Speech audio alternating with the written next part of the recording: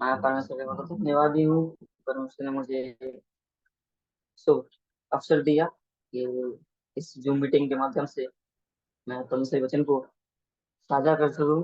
और मैं विशेष धन्यवाद देना चाहता हूँ इस जूम मीटिंग के जो सारे अ, अधिक अथॉरिटीज हैं, हम सबको, आदरणीय अंकल जी को, मामू को, आदरणीय जॉर्ज अंकल जी को। स्पेशली उन्होंने मुझे एक टाइम दिया कि क्लास लूँ और परमेश्वर के वचन को बांटूं। मैं फिर से एक बार धन्यवाद हूँ अपनी पूरी कलीसिया के लिए, जिन्होंने मुझे अपनी प्रार्थनाओं में याद किया और बाइबल कोर्स कंप्लीट करने में परमेश्वर ने मदद किया। उन सभी भाई बहनों को भी मैं धन्यवाद करता हूँ जिन्होंने मुझे अपनी प्रार्थनाओं में याद किया और सपोर्ट किया। इस प्रकार से हम जानते हैं कि आज हम बाइबल में जो वाचा हैं उन पे अध्ययन करने वाले हैं, उन पे जानने वाले हैं। मैं समझता हूँ कि वाचा या वाचा सब्जेक्ट है या टॉपिक है, उस पर ज्यादातर लोग बात नहीं करते हैं या स्टडी नहीं करते हैं। जो जो एक बहुत महत्वपूर्ण सब्जेक्ट यहाँ पे से है, जो भाषा है, उस पे लोग ज्यादातर महत्व नहीं देते हैं, उस पर ज्यादा चर्चा नहीं करते हैं, बात नहीं करते हैं। लेकिन सच में ये बात हमें समझने की बहुत ज्यादा आवश्यक है कि भाषाएं क्या है। जब हम भाषाओं के बारे में देखते हैं तो परमेश्वर ने लोगों से भिन्न भिन्न बातें करके और उसमें अलग तरीके से जरूरत पड़ने पर लोगों से परमेश्वर ने भाषा मांगी। इसकी चर्चा हम अ, see of Genesis, you can see the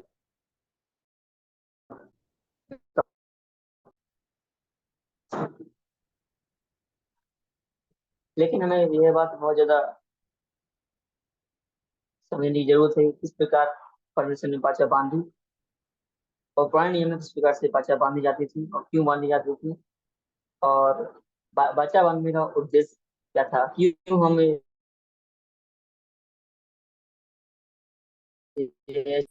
basically उससे हम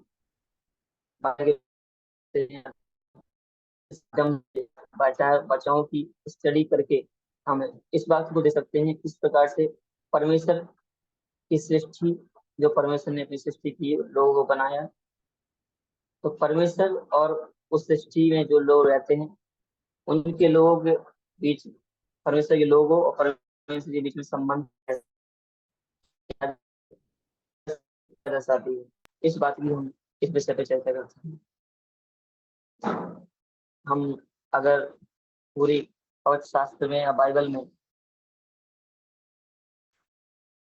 भाषाओं को देखें तो मुख्य रूप से 7 भाषाओं को हम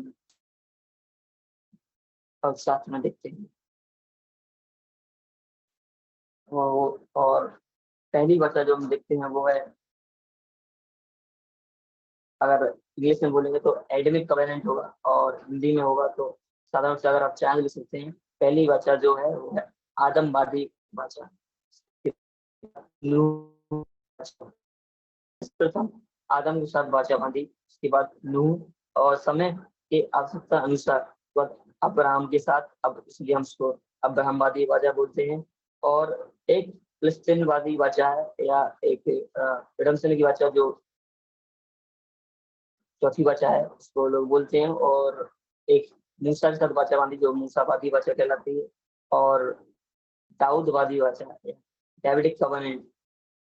और एक लास्ट कवेनेंट जो है वो है नई भाषा, न्यू कवेनेंट। वो हम सबसे महत्वपूर्ण जो अभी हमारे साथ परमेश्वर के साथ है, उसको हम नए नियम में देखते हैं। 7 भाषाएं मुख्य रूप से, अगर हम जब बाइबल कॉलेज में पढ़ते हैं, कहीं इसकी ऑनलाइन स्टडी करते हैं, तो मुख्य रूप से 7 भाषाओं के बारे में देखते हैं। लेकिन हम और भी भाषाओं को देखते हैं जब भाषाएं पर्सनली होती थी लोगों की। जब हम सैमुअल की पुस्तक देखते हैं किस प्रकार से साउथ, डेविड और योनाथन जोनाथन के साथ में उन्होंने वाचा बांधी। सबसे पहले हम समझना होगा कि बाइबल में इस प्रकार से हम बाइबल में देखते हैं।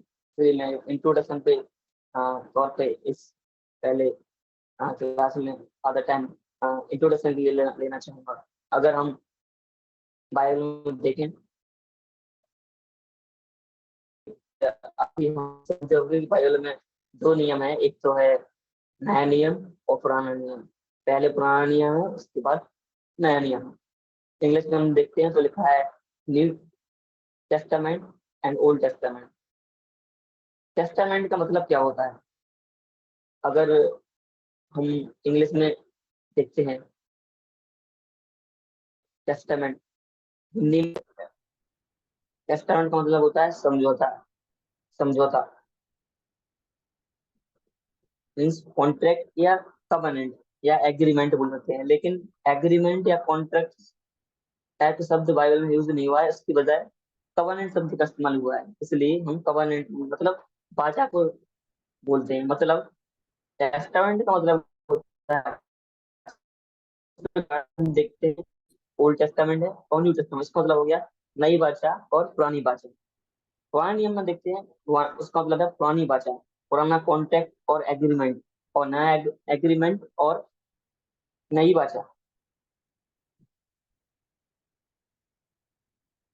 इसका मतलब हम पूरी पवित्र शास्त्र को एक इस प्रकार से देख सकते हैं कि पूरा पवित्र शास्त्र एक कॉन्ट्रैक्ट या एग्रीमेंट या कवेनेंट है।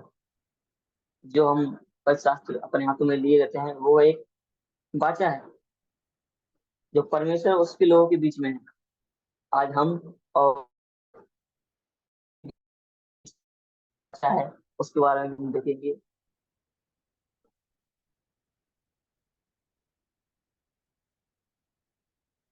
नियम और नया नियम मीन्स ओल्ड टेस्टामेंट और new testament means old covenant and new covenant. आज हम बाइबल पढ़ते हैं तो हम देख सकते हैं और समझ सकते हैं कि कई जगह और शास्त्र में लोगों के बीच में वाचा और कवर्नेंट हैं। इसका मतलब लोग एक दूसरे से पुराने नियम में वाचाओं को बांधते थे। परमिशन ने अपने लोगों से कवर्नेंट बांटा, लेकिन लोग भी आपस में कवर्नेंट या एग्रीमेंट या वाचा को बांधते थे या बांधते थे या करते थे। इस प्रकार का हम कह सकते हैं।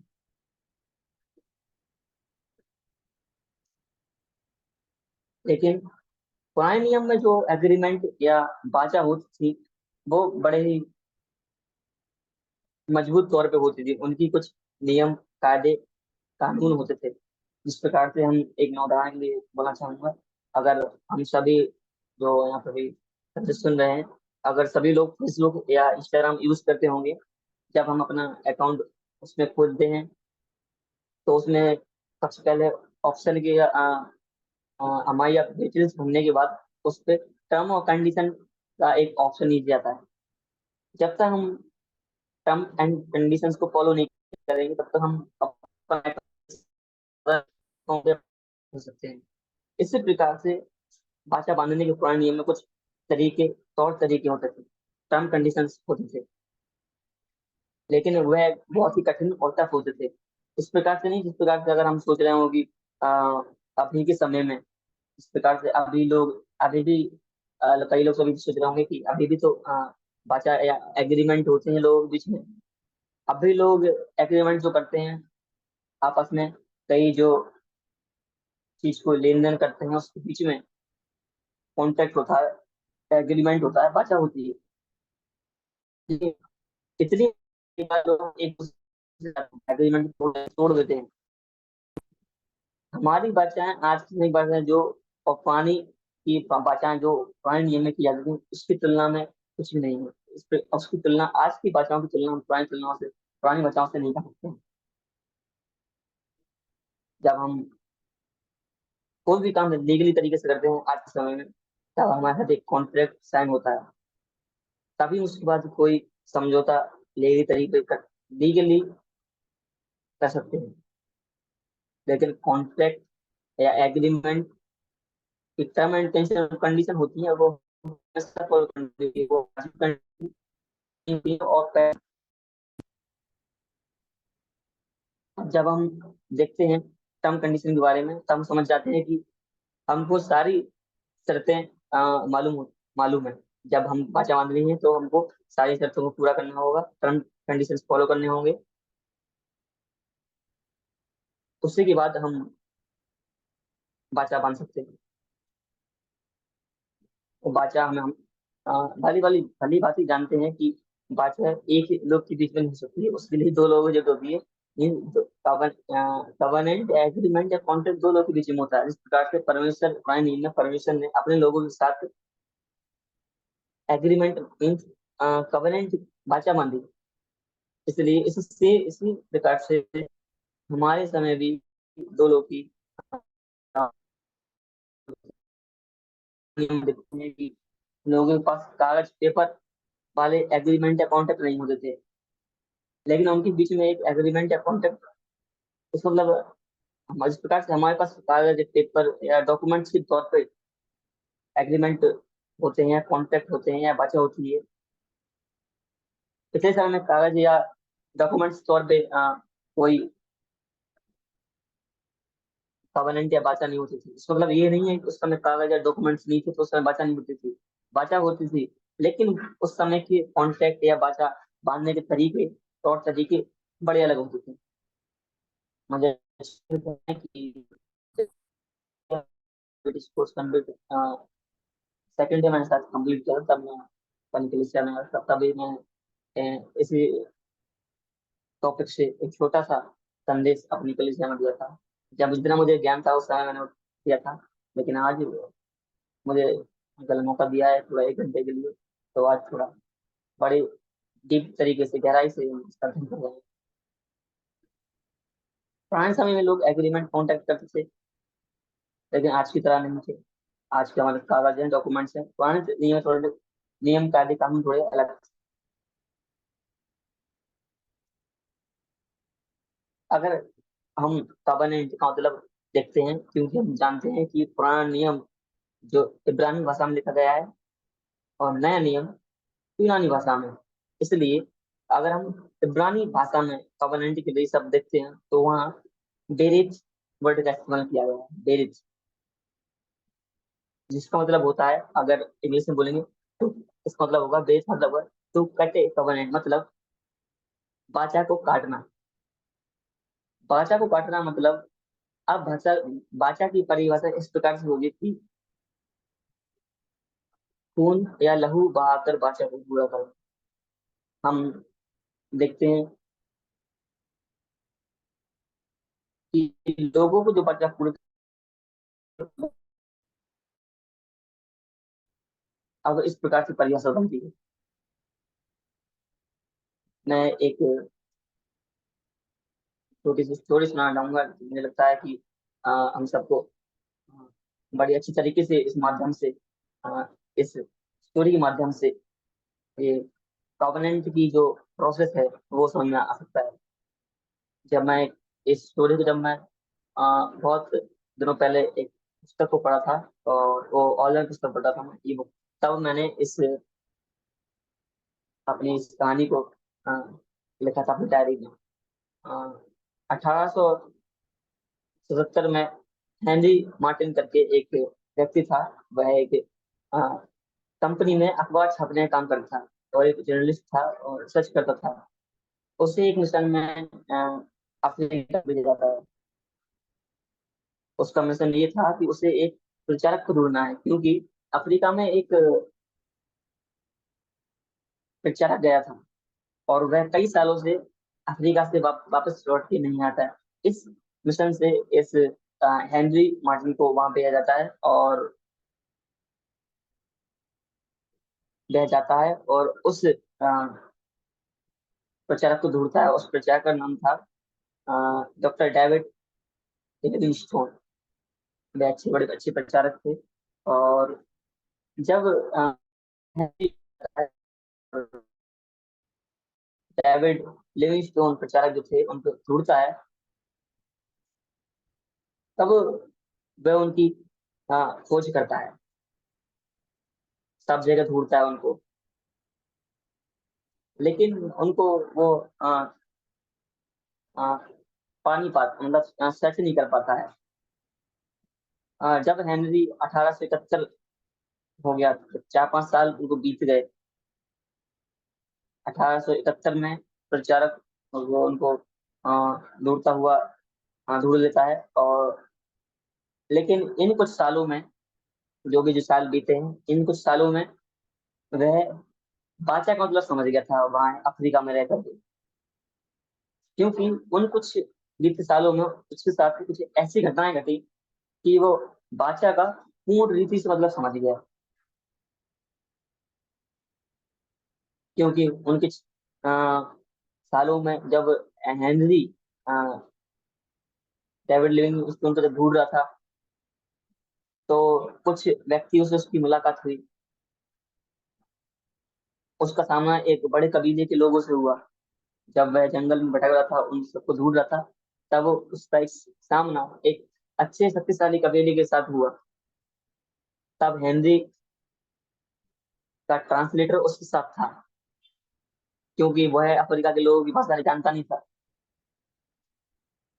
तब हेनरी का ट्रांसलेटर उससे कहता है कि हमें इनके साथ समझौता करना चाहिए, क्योंकि वह लोग लड़ने के लिए इन दो लोगों से लड़ने के लिए हेनरी और उसके ट्रांसलेटर के साथ जो कबीले थे वो लड़ने के लिए तैयार थे। क्योंकि अफ्रीका जंगल के जो लोग होते हैं वह किसी के साथ जल्दी के साथ दोस्ती नहीं करते हैं।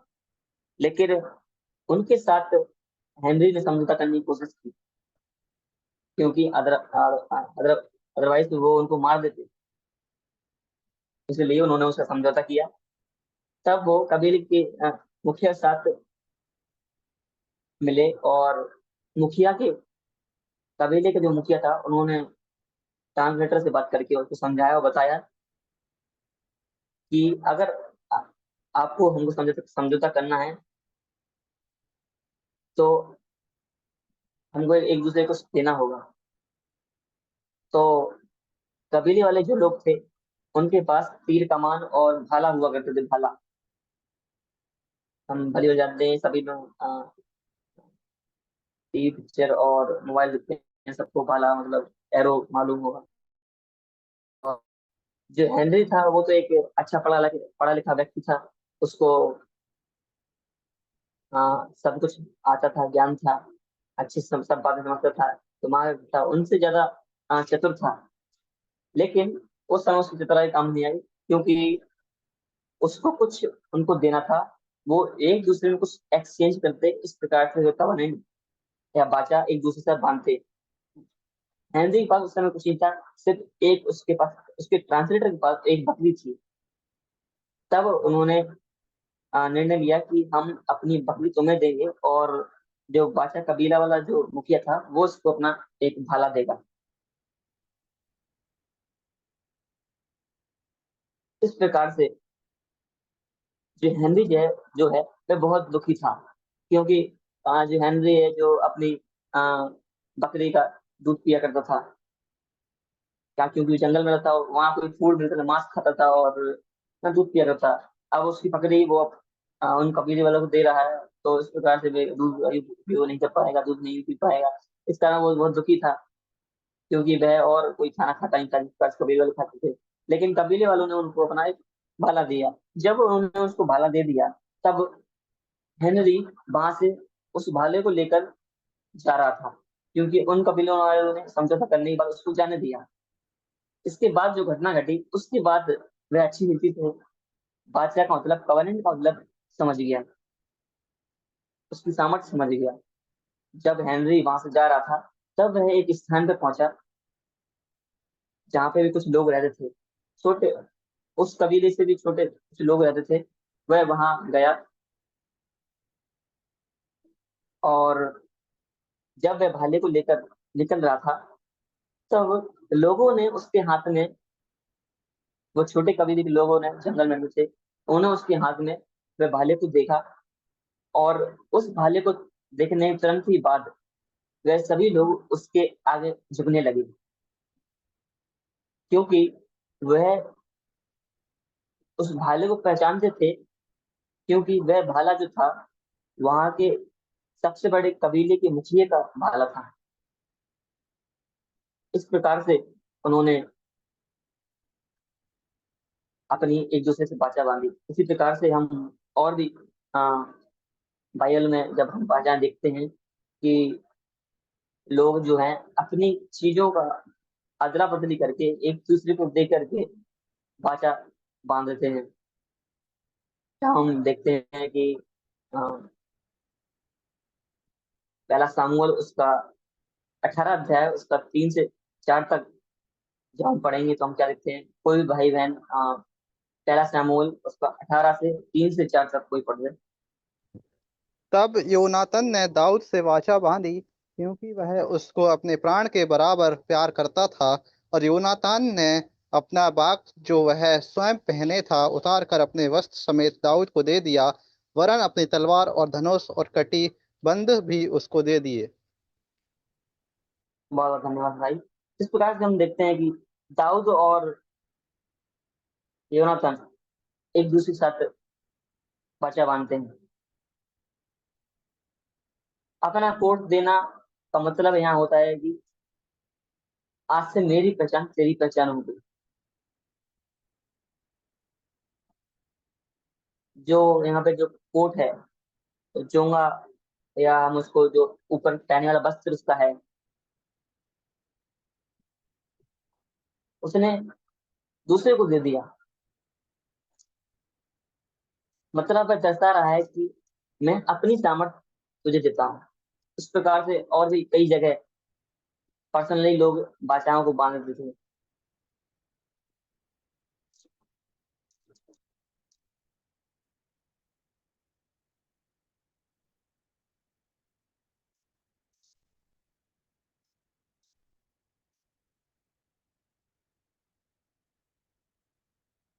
योनातान ने दाऊद से बाचा बांधी क्योंकि वह उसको अपने प्राण के समान प्यार करता था। योनातान ने अपना बागा जो वह स्वयं पहना था उतार कर अपने वस्त्र समेत दाऊद को दे दिया।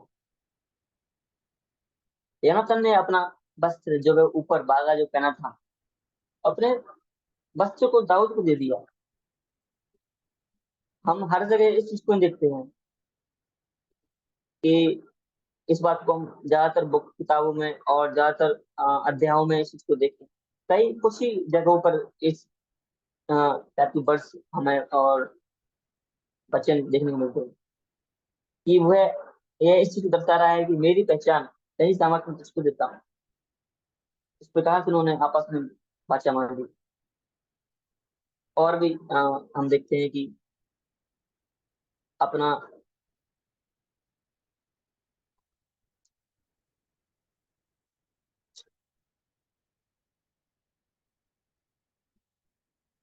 इस प्रकार से हम देखते हैं कि बेल्ट भी एक दूसरे को देते थे। जो लोग पुराने नियम में बेल्ट को कमर से कमर कस कमर बंद बोलते थे, उसको जब वे कसते थे उसका उपयोग भी वे एक दूसरे को देने में करते थे। तो उस प्रकार से बाचा बांधते थे। आज कई देश आपस में हम जानते हैं किस प्रकार से एक दूसरे से कांटेक्ट करते हैं। कई देश हैं जिन पास बड़ी बड़ी अच्छे अच्छे हथियार हैं जो कई देशों का और अन्य देशों के पास नहीं है। तो ऐसे देश एक दूसरे के साथ आज हम देखते हैं कि कांटेक्ट कर रहे हैं, बाचा बांध रहे हैं कि जब मैं मुसीबत में हूँ तब मैं तुम्हारी मदद करूंगा। कि जब कोई युद्ध हमसे करता है तब तुम हमको साथ देना। इस प्रकार से एक दूसरे की सुरक्षा में के लिए बाचा बांधते हैं। क्या हम जानते हैं कि इंसान का सबसे बड़ा दुश्मन कौन है? तो बता सकता है इंसान का सबसे बड़ा दुश्मन कौन है?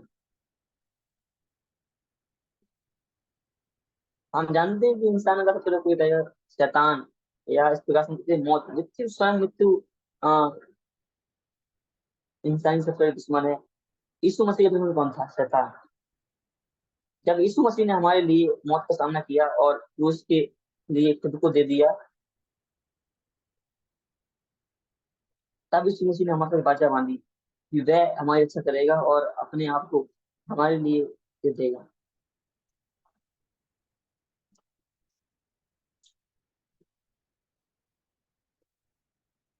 जब हम देखते हैं कि जब यीशु मसीह ने वो क्रूस का मृत्यु के द्वारा हम सबको बचाया,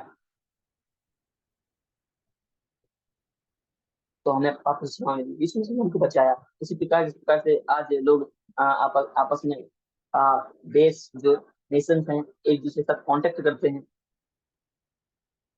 कि मैं तुम्हारी सहायता करूंगा, तुम मेरी सहायता करना जब हम मुसीबत में होंगे। इस प्रकार यीशु मसीह ने हम सबको, जब हम पापी थे, यीशु मसीह ने हमें उस पाप पाप से और उस मृत्यु से जो हम सब पे थी उससे हमें बचा लिया। और फर्स्ट पहला कुरिन्थियंस 15 का 35 में, सॉरी 55 में 55 में लिखा है कि हे मृत्यु तेरी जय कहाँ रही, हे मृत्यु तेरा डंका कहाँ। यीशु मसीह ने हम सबको बचा लिया।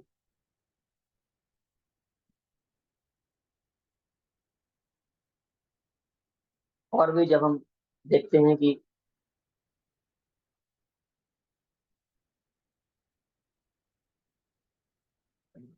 बाइबल के अंदर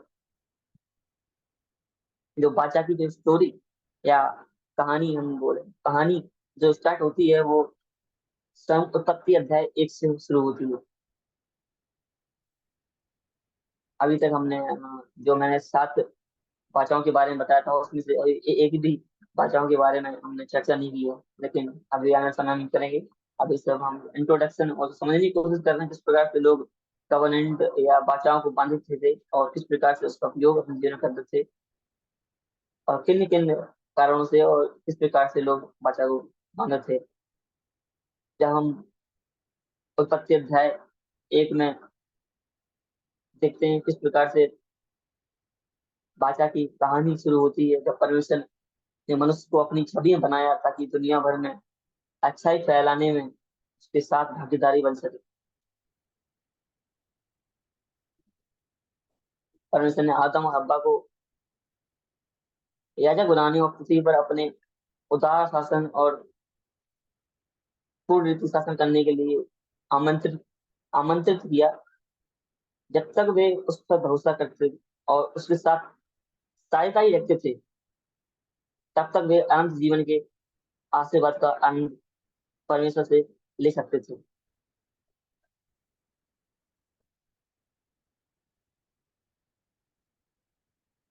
लेकिन जब परमेश्वर और उनके रिश्ते की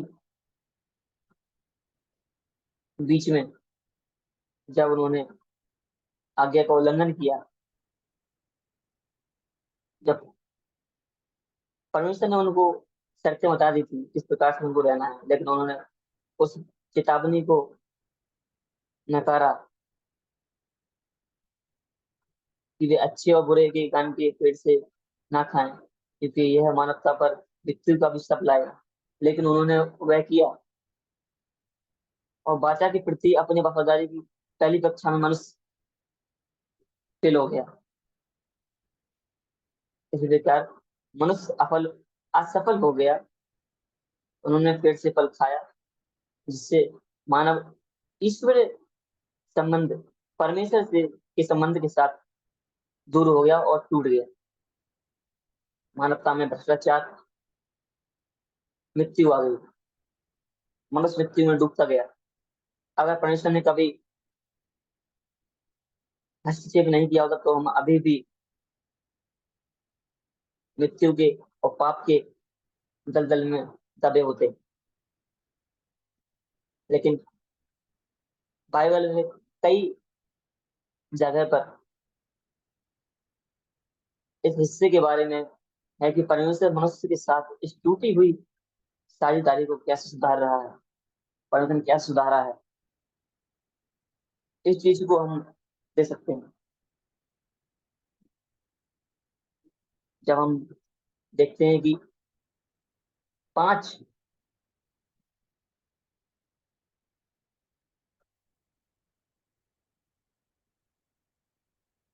जिस प्रकार से मैंने बताया था शुरू में, 7 बाचाएं जो मुख्य रूप से हम स्टडी बाइबल से करते हैं, उनमें से सीधे सीधे रूप से 5 जो बाचाएं जो है सीधा सीधा परमेश्वर ने अपने मनुष्य के साथ और उनके लिए बांधे। जब हम सबसे पहले भाषा की बात करते हैं तो उनमें सर्वप्रथम भाषा जो है वह एडमिक है। परमेश्वर ने आदम के साथ भाषा को बांधा, नूह के साथ भाषा को बांधा।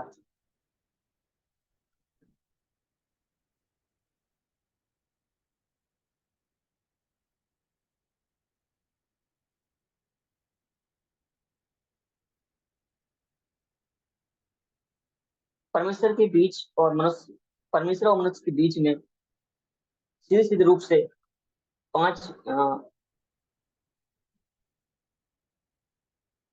बात कर सकते हैं। इस प्रकार से मैंने बताया कि किस प्रकार से आदम के साथ परमेश्वर ने समझौता या वाचा बांधी, और किस प्रकार से उन्होंने उसका उल्लंघन किया, और किस प्रकार से उस चीज का उल्लंघन करके शेष मनुष्य जाति में पाप और मृत्यु छाई। जब हम नूह के बारे में जानते हैं, मुझे आशा है कि ये सारी घटनाएं जो मैं बता रहा हूँ कि तो जब हम नूह के बारे में देख सकते हैं, नूह के बारे में देखते हैं, हमने पढ़ा भी है कि परमेश्वर और मानवता के बीच में किस प्रकार से भाषाओं के जरिए उनके रिश्ते को हम समझते हैं।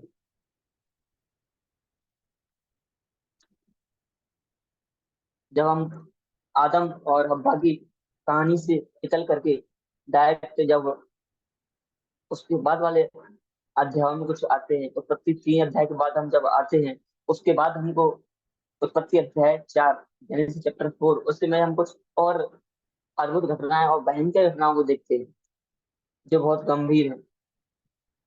हम देखते हैं कैन सर्प का पक्ष लेता है, अपने भाई को बेरहमी से मारता है, और लेमेक नाम का एक आदमी अपने अनभक्तिपूर्ण तरीके के बारे में सीखी बगड़ता है उत्पत्ति 5 में।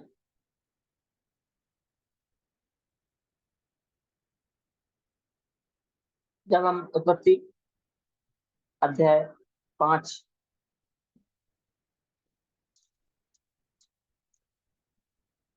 उत्पत्ति अध्याय 5 हम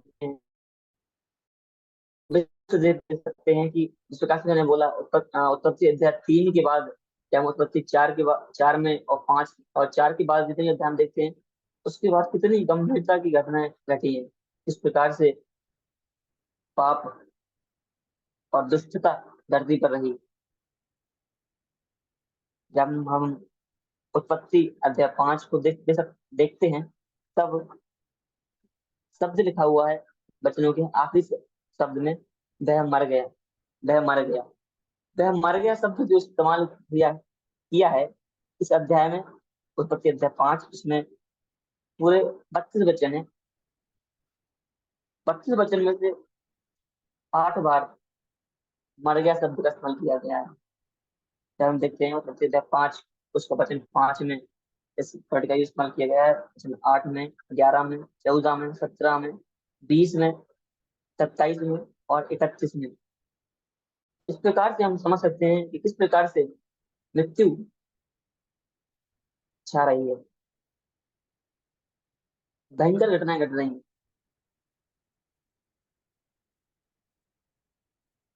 इन सभी घटनाओं के जो शब्द यहाँ दोहराया गया है, जो 8 बार लिखा गया है, जिससे हमें पता चलता है कि कैसे मृत्यु ने मानवता पर अपना राज किया।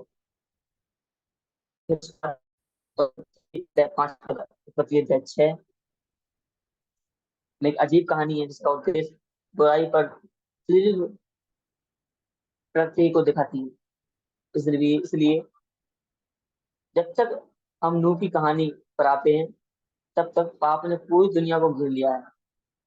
इन सारी बातों को हम इस अध्याय में पढ़ते हैं तो हम देख सकते हैं कि सृष्टि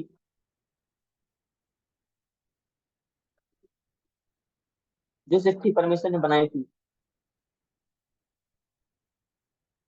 परमेश्वर इस सृष्टि को अपनी बाढ़ के द्वारा, फ्लड के द्वारा इसको समाप्त करना चाहता है, पूरा साफ करना चाहता है, क्योंकि दुष्टता, बुराई उस समय पूरी रीति से फैल गई थी, दुनिया संसार को घेर लिया था। परमेश्वर की योजना की, जिससे एक सृष्टि का पुनः स्थापित का मार्ग स्थापना हो सके, जो नूह और उसके परिवार से शुरू होगी, दोबारा से शुरू होगी। परमेश्वर नूह और सभी जीवित प्राणियों के साथ एक औपचारिक संबंध में प्रवेश करता है, वह वादा करते हुए कि मानवता के भ्रष्टाचार के बावजूद वह फिर कभी पृथ्वी पर जल पड़े, और इस प्रकार भयंकर घटना कभी ना घटाएगा। हम इस घटना को बड़े अच्छे से जानते हैं। उत्पत्ति अध्याय 8:20 से उत्पत्ति अध्याय 9 तक इस बात को हम दे सकते हैं। इसके बाद हम देखते हैं, तब परमेश्वर कहता है, इसके बजाय मैं दुनिया को सुरक्षित रखूंगा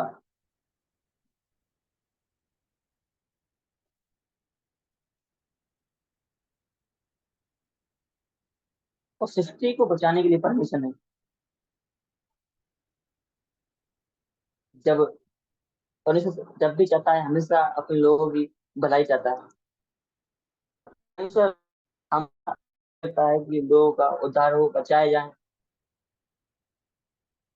परमेश्वर ने यहाँ भी लोगों को बचाने की कोशिश किया, लेकिन वह नहीं सुधरे। तब परमेश्वर ने फ्लड लाया और संसार को, सृष्टि को समाप्त किया, और फिर से नूह और उसके परिवार के द्वारा उसको बचा और बनाया, उसको फिल किया।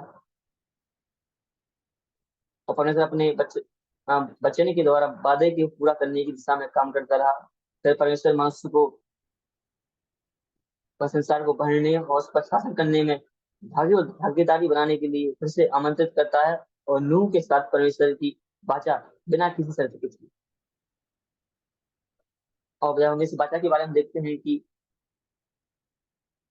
परमेश्वर ने नूह को इस चीज के, अपनी वाचा को दर्शाने के लिए एक चिन्ह भी दर्शाया, जो यह वाचा थी बिना किसी शर्त के थी, विदाउट कंडीशन।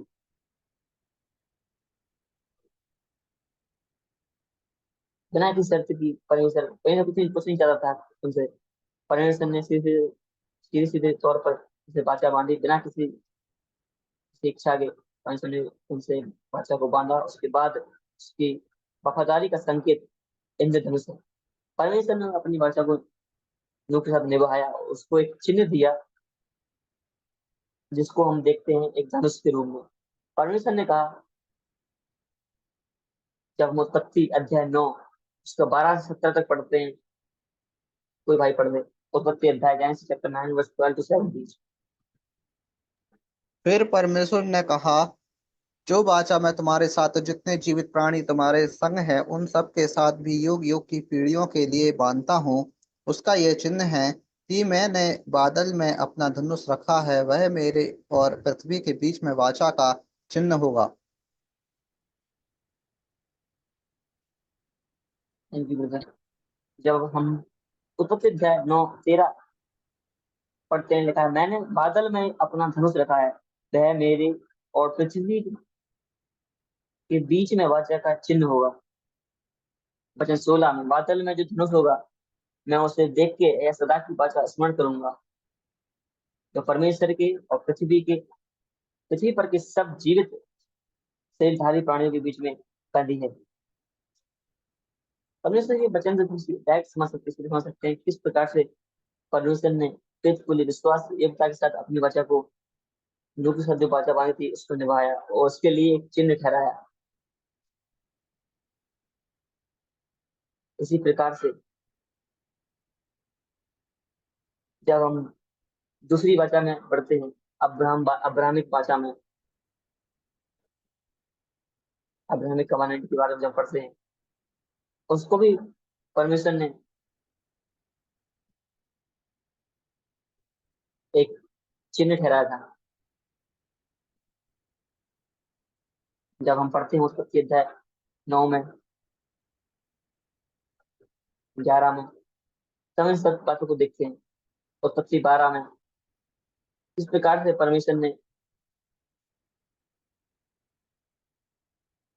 अब्राहम के साथ वाचा बांधी, और अब्राहम के साथ कैसे परमेश्वर विश्वास योग्य रहा, और अब्राहम के साथ परमेश्वर की जो वाचा थी, बड़ी बड़ी अच्छी घटना। जब हम इस वाचा पर अध्ययन करते हैं तो बड़ा ही अच्छा रिश्ता हम देखते हैं, किस प्रकार से परमेश्वर और अब्राहम का संबंध था इस वाचा के जरिए। जानते हैं कि अब्राहम और परमेश्वर ने जो वो मित्र थे, मित्र कहने का अधिकार था, दर्शाता है कि किस प्रकार से परमेश्वर और अब्राहम के संबंध थे। जब कोई भी दो पार्टी होती हैं या कांटेक्ट होते हैं, या दो लोग होते हैं, दो दोस्त होते हैं, उनके संबंध को देखकर हम पता लगा सकते हैं उनकी दोस्ती, उनके संबंध कितने गहरे हैं। यहाँ तो सीधा हम ये बड़ी बड़ी बात सब लोग जानते हैं कि आ, जो अब्राहम और परमेश्वर का रिश्ता था वो एक दोस्त की तरह, दोस्त की तरह था। तो समझ सकते हैं कितनी गहराई से दोस्ती उन लोगों के बीच में, परमेश्वर और अब्राहम के बीच में थी। इतना ही नहीं, वरन हम जब अब्राहम के बारे में देखते हैं, अब्राहम की बाचा के बारे में, तब देखते हैं परमेश्वर द्वारा जब नूह के साथ बाचा बांधने के बाद, जब उसके साथ नूह के साथ बाचा कंप्लीट हुई, उसके बाद बुराई दुनिया को बर्बाद करना जारी रखती है। यह नहीं है कि बुराई उसके बाद खत्म हो गई, उसके बाद ही बुराई जारी रही। उस चीज को हम देख सकते हैं और बत्ती अध्याय 9 से 13 तक इस प्रकार से कार्य हो रहे हैं, मानवता के पतन का पता लगता है। और हम आश्चर्य में पड़ जाते हैं कि परमेश्वर अपनी अच्छी दुनिया को कैसे ब्याह करेगा, बचाएगा। परमेश्वर की बचाव योजना जारी रहती है, और वह अब्राहम को बाचा के रिश्ते में बुलाता है।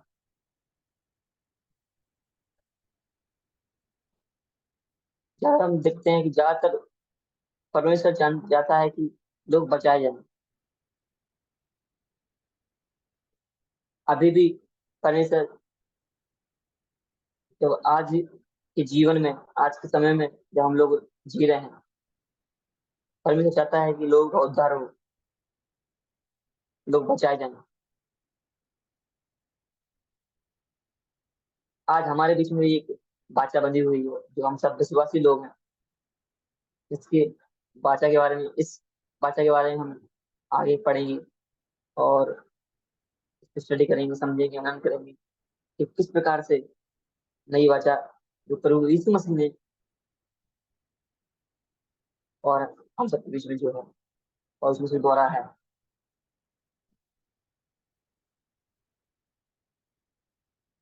जब हम उत्पत्ति अध्याय 9 से 11 तक पढ़ते हैं, देखते हैं कंटिन्यू जो लगातार जो घटनाएं हैं वे थम नहीं रही हैं। उसके बाद बुराई और आश्चर्य में पड़ने वाली घटनाएं तन जारी है। और परमेश्वर अपनी अच्छी दुनिया को जो क्रिसमस ने प्रतिष्ठित लोगों के बाद स्टार्ट की थी, कैसे बचाएगा, कैसे बचाव करेगा, और उस बचाव की योजना जो यहाँ जारी रहती है। जब अब्राहम को बादशाह किससे मिलाता है तो बुलाता है। उत्पत्ति अध्याय 12, 15 और 17 हम इस चीज की साझेदारी को यहाँ देखते हैं।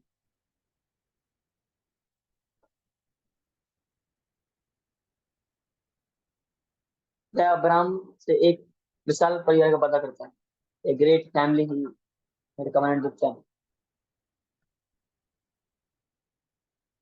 परमेश्वर कहता है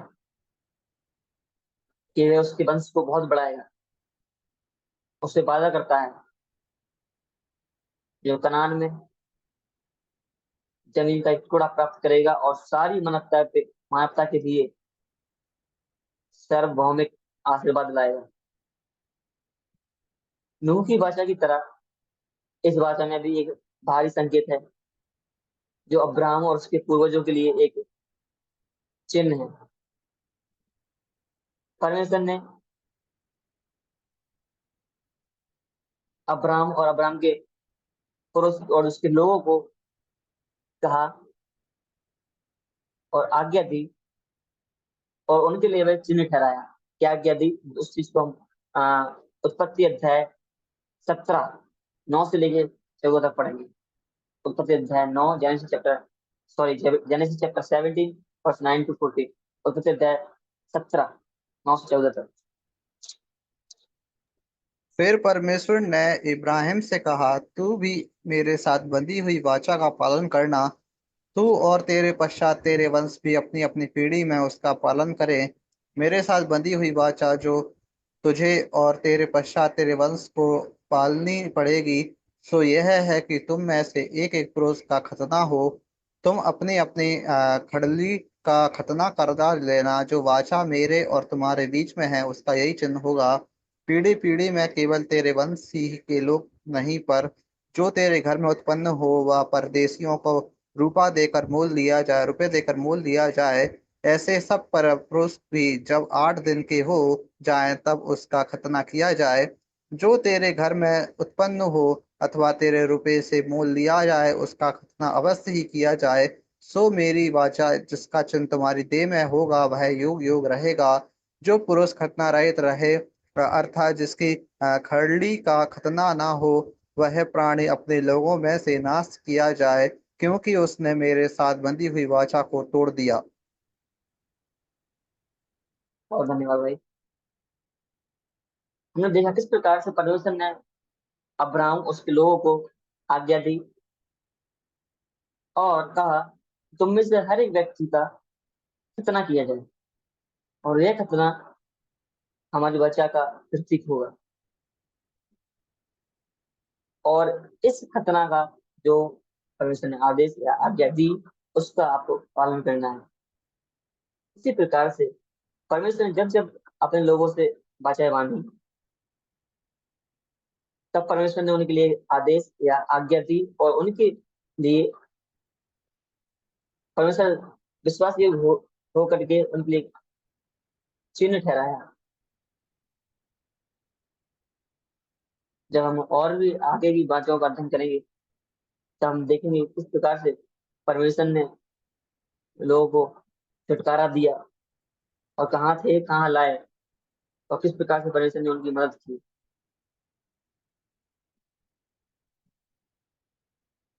इन पूरी स्टडी के जब हम और सारी भाषाओं के बारे में देखते हैं, हम सारी भाषाओं से ये समझते हैं कि परमेश्वर और उनके लोगों का संबंध कैसा रहा। जब परमेश्वर ने लोगों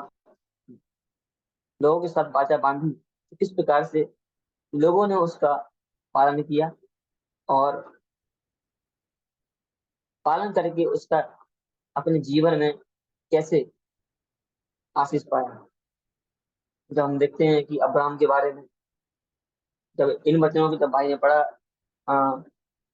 9 से 14 तक पढ़ा, 14 के बाद जब हम देखते हैं 16-17 के बाद, तो 25-17 और उसके वचन 15-16 के बाद जब हम देखते हैं आए किस प्रकार से जो अब्राहम है उसको पुत्र नहीं होते थे,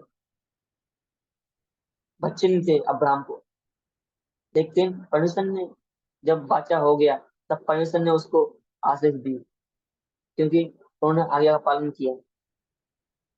इस प्रकार से जब हम अपने जीवन में परमेश्वर की आज्ञा का पालन करते हैं, कैसे अपने जीवन में आशीष को पाते हैं। जब हम देख रहे थे कि जब आदम के साथ परमेश्वर ने वाचा बांधी और उसे आज्ञा दी और जब उसने उस आज्ञा का उल्लंघन किया, किस प्रकार से उस डिसओबे के कारण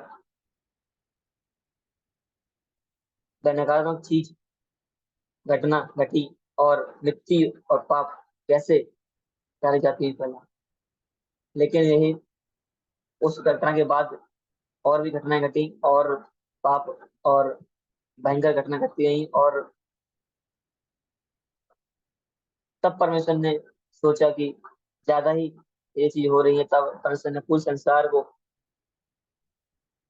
समाप्त करने के बाद शुरू से स्टार्ट करने की कोशिश की है, और तब भी कुछ घटनाएं घटती रही। हम देखते हैं कि जब जब गलत काम या गलत चीजें होती है, तब तब परमेश्वर चाहता है कि उनके लोग बचाए जाएं, और तब तब परमेश्वर ने उन सब बाचा बांधी उनकी भलाई के लिए और अपनी ये योजनाओं को प्रकट करने के लिए, ताकि लोग उनका पालन कर करके अपने जीवन में आशीष पाए। अगर आदम हव्वा परमेश्वर की आज्ञा को मानते, तो मुझे पक्का मालूम है कि वे अनंत जीवन का आनंद अपने जीवन में उठा सकते थे।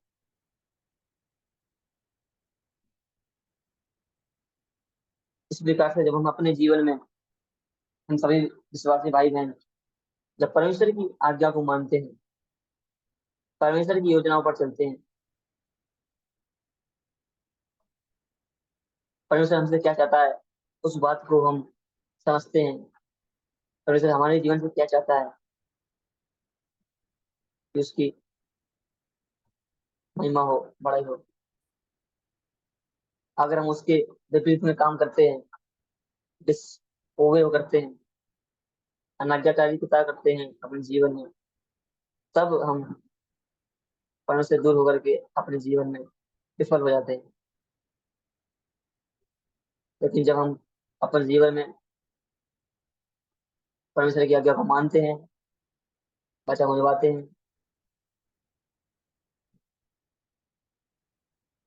तब हम अपने जीवन में आशीष को देखते हैं। जब हम और भी आ,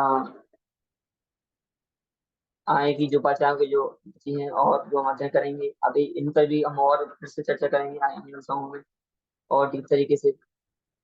तब हम देखेंगे कैसे कैसे लोगों ने बचाव का पालन किया और उनके जीवन में बढ़ोतरी हुई और आशीष को पाया। इसी प्रकार से हम भी अपने जीवन में परमेश्वर की आज्ञा को मान करके अपने जीवन में आशीष पा सकते हैं। इसके लिए हमें परमेश्वर की आज्ञाओं को, उस परमेश्वर से क्या चाहता है अपने जीवन से, वो हमको उसका प्लान हमको समझना होगा। आइए हम परमेश्वर की योजनाओं को अपने जीवन में समझें। परमेश्वर हमारे जीवन के दौरान क्या करना चाहता है वो हम समझे, तो अपने जीवन में आशीष पाए, उसके योजनाओं समझे और उसकी आज्ञा को माने।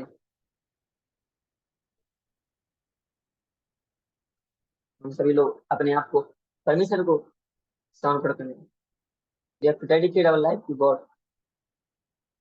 then we can get blessing from the Lord। तो फिर से मैं परमेश्वर को धन्यवाद करना चाहता हूँ कि परमेश्वर ने हम सबको यहाँ एकत्र किया और परमेश्वर के वचन से सीख सकें। मुझे आशा है कि आज के इस संदेश से थोड़ा इंट्रोडक्शन के साथ थोड़ी थोड़ी बातें हमने भाषाओं से सीखा। मुझे आशा है कि सबको समझ में आया होगा और कुछ सीखा होगा। मैं फिर से परमेश्वर का धन्यवाद और आप सभी भाई बहनों का जिन्होंने सद दिया और आपने बड़ी धैर्य पूर्वक के साथ मतलब सुना, उसके लिए धन्यवाद। परमेश्वर के नाम की महिमा हो।